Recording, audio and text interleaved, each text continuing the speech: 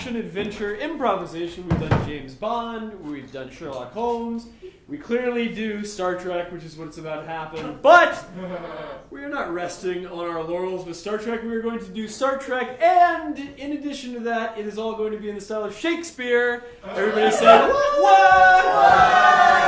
Who's a Star Trek fan here? Anyone? That's cool. What about Billy Shakespeare? It's a culture jam. They've been forced at some point. So that's what's going to happen. We're going to do that. We also do all the... Cast of thousands in most of these. Thousands is pushing it. A few, maybe a handful, dozen.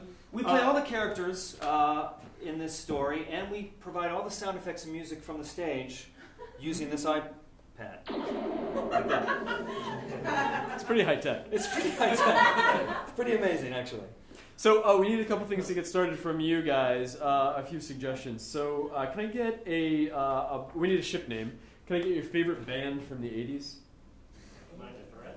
What's that? Minor Threat. Minor Threat. Minor Threat. This is now the USS Minor Threat.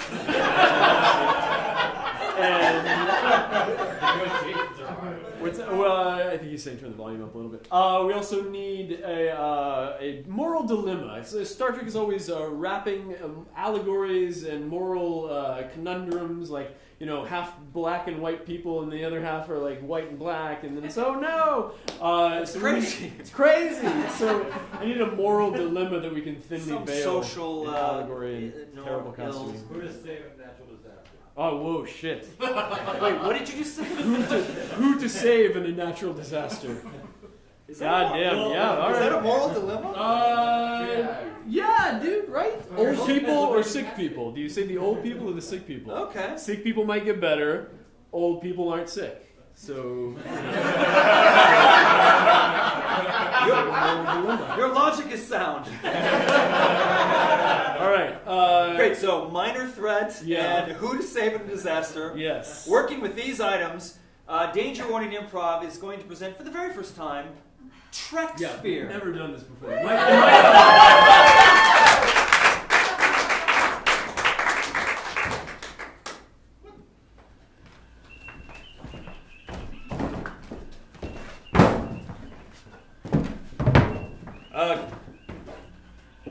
Captain Filbert, be I your ensign at the helm, Ensign Davies. I have charted our course to the stars, and yea, it lay before us like a babe in a cradle. Shall we go and hug it, or shall we ignore it like most parents do? Good yeoman, let us rock that babe. Let us cradle the very stars within our arms, that we might see in them the future of the race of man. For 'tis within these planets that we shall find ourselves in mirrored form, that we might know us better. So there, that star, is where we seek ourselves. For 'tis said by Starfleet that a natural disaster hath occurred there. Captain, in its wake we shall be. I, as your chief engineer, have calibrated these engines, and they purr at me like a cat, and tell me that we are in some sort of temporal vortex. Will we be wrecked? Shall we be destroyed? Will we meet ourselves as young men? A temporal vortex, you say, as we ascend on this disastered planet? Yes, Captain. Who knows what future holds? And therefore I say, let us go and find it.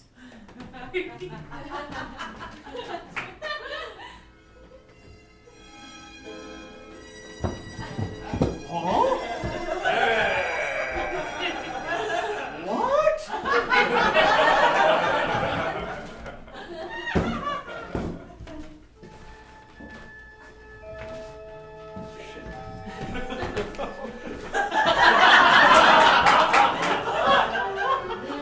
If space the final frontier be, and these the starship voyages, its mission to explore and see new worlds, new life, and new appendages.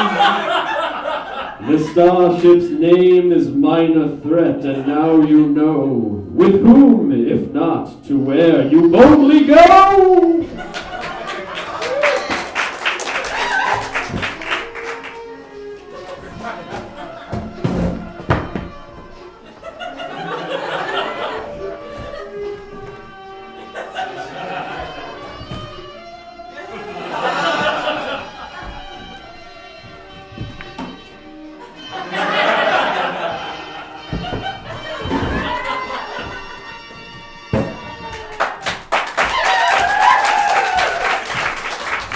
tonight's episode, The Chosen and the Not Chosen.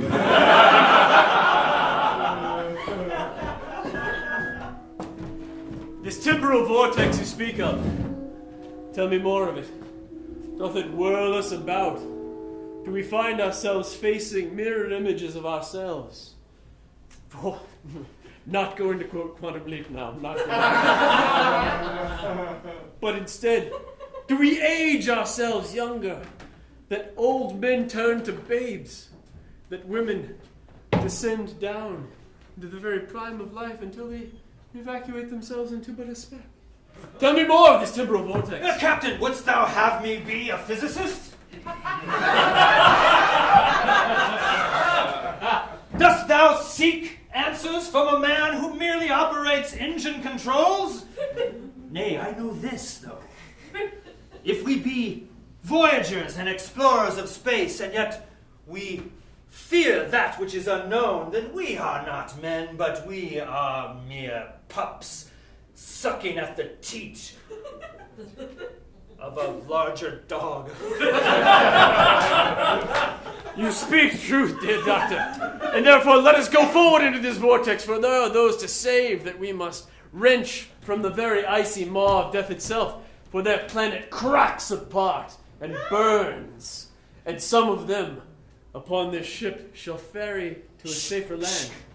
Captain, say it isn't so. Wouldst thou go into the vortex? I have heard talk amongst the crew. You intend to steer us there? And yea, I tell you, if you do, I fear my love for you will fail. For what if you come back and do not remember me? Your love, Andromeda. My love for you is unimpregnable, unimpeachable, unimpingeable. It shall not be taken from me by force, time, or anything. In fact, we in the vortex already are. The planet lies below us now, and I feel no ill effects. My hands are still my hands. This beard that grows upon my face is neither shorter nor longer. And you, good doctor, yes, you look the same. 'Tis nothing to worry about, and therefore let us go down into this planet and whisk these people up and save them. If you wish this folly, I warn you thus. To go to there which time does not know, perhaps means that you come back not a man, but a boy. But if going there and finding the boy that will become the man I am, do I not know myself better at that point? A vitamin shot I shall insert in you. Fortified I am. To the transporter room that we might go down.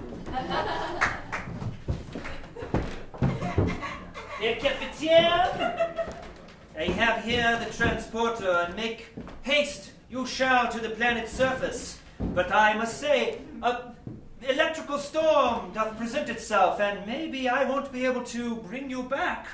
Then fling my atoms towards the earth as forcefully as thou might, that I not lose any of them on the way. Then when I return, find me again and bring me back whole. I have a boarding party. Shh.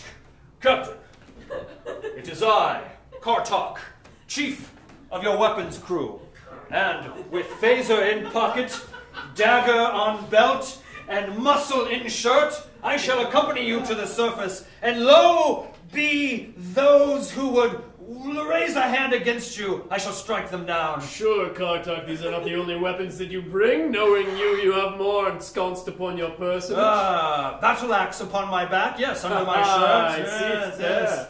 Also, I have outfitted these shoes with laser beams. Thou shoots from shoes. What from thy hands? From thy hands, the hounds of hell! Shall I strike upon anyone with great force and vengeance? Is this a metaphor, or do you have some mechanism for releasing hounds from out your hands? My God, such hands I have not seen, furry and paw-like they are. But no, they be only Klingon. As I am the only Klingon the Federation has welcomed aboard. 'Tis very forward-thinking of us, Kartok. Therefore, beam us down and let Kartok and I do no harm upon these people, by the way, Kartok. 'Tis a mission of peace we go to now. Hey, Captain, the two to beam down? Indeed. Energizing.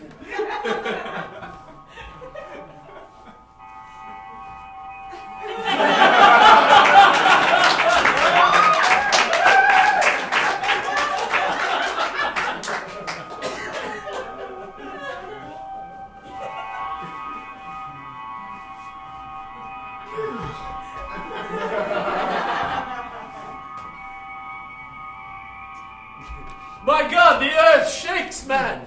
'Tis as if the fiery maw of Hercules himself does shake the foundation upon which we stand. The people run willy-nilly about these ruins of their own civilization. Captain, these that you call people, the triquarter doth protest. No carbon find I. Not of corporal being they be. Indeed, what show your scans then? They are us. Many times over. Every single one of these that run about this world Yes, are us. but projections. The people of our ship.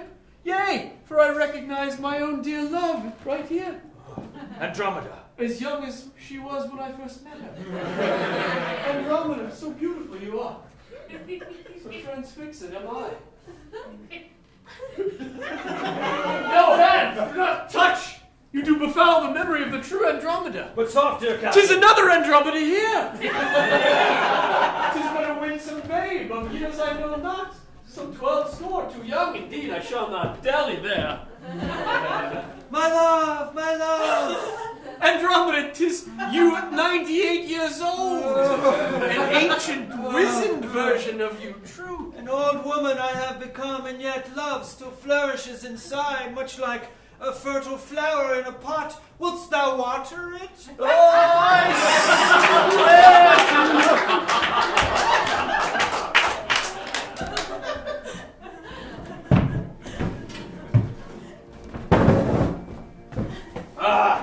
The landing party have gone and yet have not communicated with us. Perhaps some foul thing has caught them. Perhaps they do not know themselves, for they see that they are no longer in our time. Perhaps it is the atmospheric distortion betwixt us and the planet that causes the captain not to reach out to us with voice, nor hand, nor force of will. Perhaps the captain has found respite, for he is weary. I have noticed him often limping in the halls. He needs a good R&R, and perhaps the place he has found paradise. Indeed, the captain works too hard. Yet the disaster on the planet below surely must be in crisis by now. We must act quickly. Shall I beam aboard all I can? Ensign, run a scan, and if thy find captain in form, and Tarkov as well, beam them back post-haste. 'Tis much confusing, for I find them in forms, many in multitude. 'Tis seems 1,000,000 of the captain and 1,000,000 of Kartok indeed scattered upon the entire planet. Well, And their biosignatures read differing various ages and heights of one of them as well. confound it, dear gods! But doctor, 'tis more confusing even still than this. For I do see you down there as well. Look, I shall pull you up on the view screen. There I am! A much younger man and more virile! Wouldst that I could have that form again? Oh, would I frolic amongst the many women who would be at my side. And yet, now, locked upon this ship, I am but a beast in a cage. Wouldst thou release me from this cage? Younger version of myself?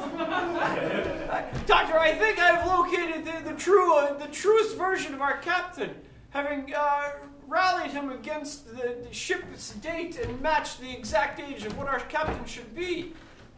He is bound and tied in the capital of this civilization. And I, as communication director, have received garbled message. I shall put it on speaker, and perhaps we can find meaning in it. Do so, please, that I might hear him in my ear and know what to do from there and make a plan. Modulating I shall now. Captain, can you hear me? Are you there? Hear you, hear you, hear you, hear you, hear you. 'Tis what I ask. I can. Then, Captain. Help me. And in what Capture, capture, capture, capture, capture, capture. But capture. Captain, how shall... He's gone! 'Tis a million different voices across the intercom. But which one to believe? All of them? Nay, one. One stand true.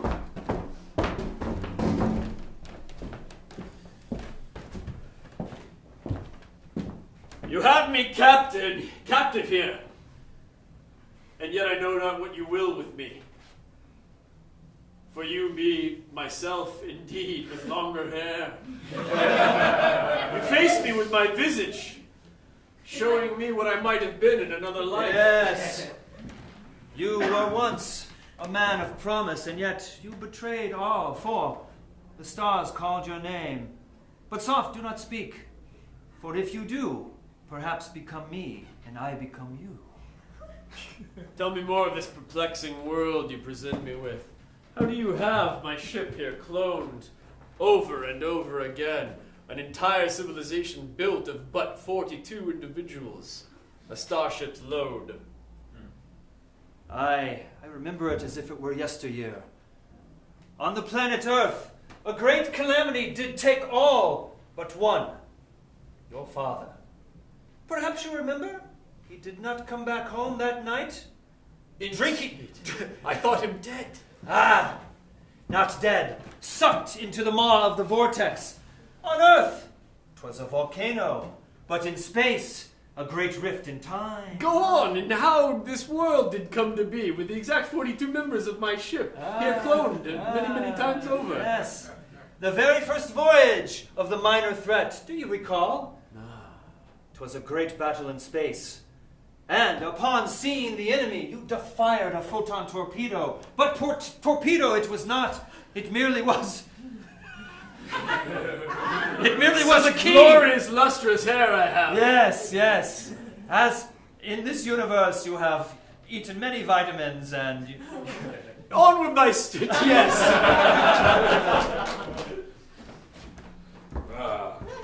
Captain, your other self doth make himself known, but speak in languages we cannot understand. Perhaps he is a fool, and yet here we are, trapped in a cage like rats. Indeed, and this world still faces mass destruction.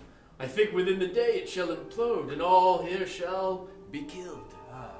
But a great question presents itself. Yes. Do we save those who are not real, and yet look and feel as if they were ourselves and our crew, or shall we flee and save ourselves only? Or do we save the ones who have accomplished most? Those versions of us that have lived out the best lives. The version of myself who has become a doctor and saved lives instead of I, who have but killed over many years. How doth I know that you had become a doctor? Have you met that doctor version of yourself? I hypothesize.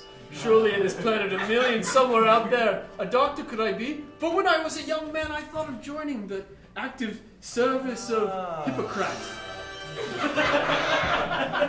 You have spake of this before, Captain. Doth thou hear that? Yes. Yes. I have a plan. I shall speak to us. People of this world, hear me. Do you value what I have to say? For I am you. Yea? Any of you? Yay! Yes, you are me, and you. Oh, my dear Andromeda, once again. At the ripe age of 42 and pregnant with a babe. 'Tis mine, I see. Another little me, waiting to be born into this world. Shall I save you and bring you back? You cannot save them, Captain, for they do not hear. Heads they have and arms they have, but heart they have not. They are mere facsimiles, Captain. The only one here who be real is me. Look upon me. See into my face.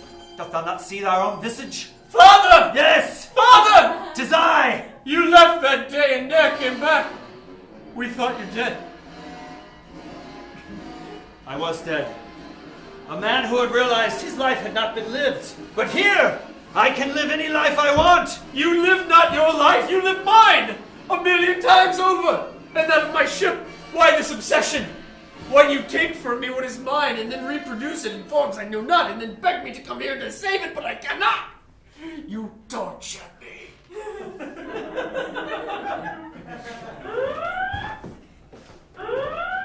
Ah! The captain has communicated to us, but shuttlecraft we cannot take, for Tipple Vortex has created a rift in the engines. We only have one approach. We must drive the minor threat into the planet, and there we shall find the truth. If the planet is about to explode, perhaps we could drive the minor threat directly through the temporal vortex, swirling around us, and then pick up the captain on the way. Yay! That'd be a plan. Could work, good engineer. But lo, scanners have indicated a force greater than our shields now follows us into space. Can we raise shields? Nay, they are not able to be raised. In fact, we shall experience great explosions.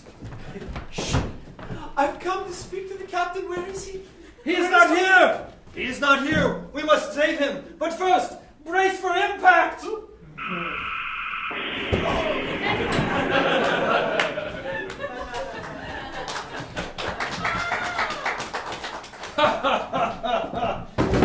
You cannot save your ship or your crew now, Captain.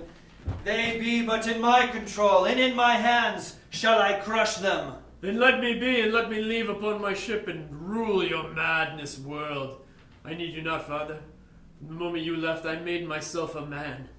And now, I have no father. In this hand, a face I wish to touch, and yet I shall lose myself if I do. In this hand, a phaser I present, and with great force upon you I shall levy it, and you, my son, shall be no more. Thou wouldst not fire upon thine own son? Thou wouldst not raise arms against me, wouldst thou? Steal thyself!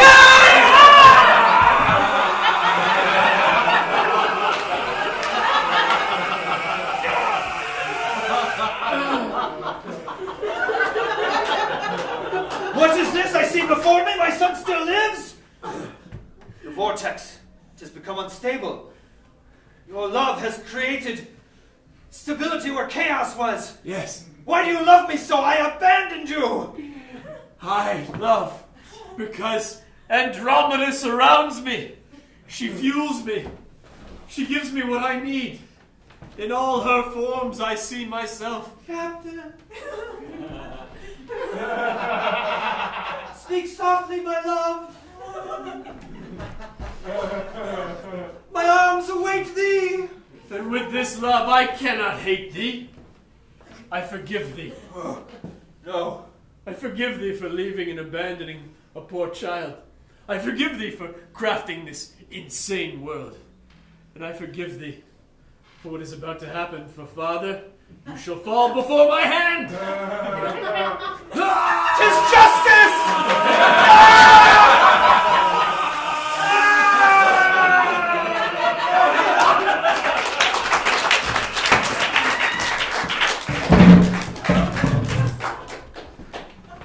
What has happened? Shh! The planet has lost form! I'm back! Thanks for picking me up. I You did not proceed know. through the central of the planet. The ship shall soon be destroyed if you do not write the course directly, thread the needle precisely, intertwine thyself between the cleft of her very bosom in the smoothest form. Therefore, good ensign, yearly, slowly, With great warp speed and precision, let not thyself be distracted by other versions of thyself. The pothead who doth not know the skill thou hast. The version of thee who is much, much cooler and did much better in high school. Look not upon their forms, but straight through the eye of the law. shall I thread that needle and with it find myself. Say it is so. We have come out on the other side. We are not men. We are voyagers of space and time. Captain, you have made me feel alive in a way I have not in years. Andromeda, my love, come to me. I waited with bated breath for thy arrival, and in that waiting I found the true love that I did not know with you. I have known you 1,000,000 times over now, seen you in 1,000,000 forms, and I choose this. I choose you. Forever, until the stars die and burn out and fade away. And then again in darkness shall I love thee. Let us go love in darkness. Oh, yes.